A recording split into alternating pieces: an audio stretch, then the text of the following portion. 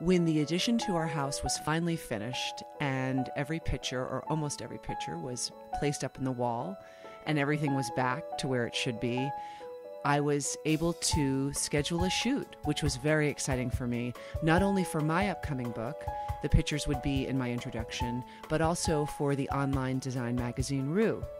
I hired John Gruen to do the shoot because he and I have worked a long time together. He does a lot of shoots for me for firstdibs.com, and he's also shot for my other books as well.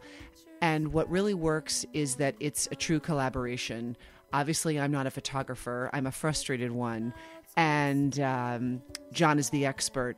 But I do have input, and sometimes he'll see something that I don't see, and sometimes I'll juge something that doesn't look quite right, and we kind of work together until we get to the shot, because sometimes it's a challenge.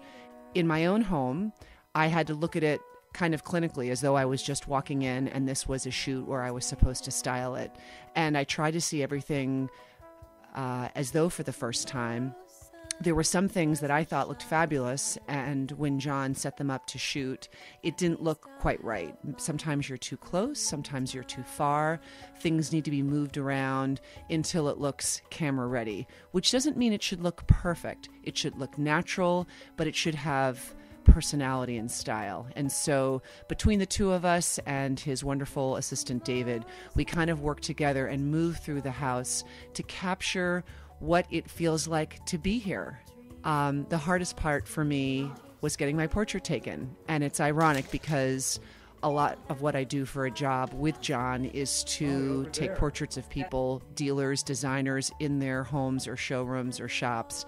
And they always dread it. And I say, oh, don't worry about it, just smile. But I am not photogenic. And so that was very hard for me to do the portrait. Once every angle and nook and cranny was covered, it was time to wrap up the shoot. I was sad because I had so much fun, and I can't wait to see how it turns out. If tomorrow's sun doesn't shine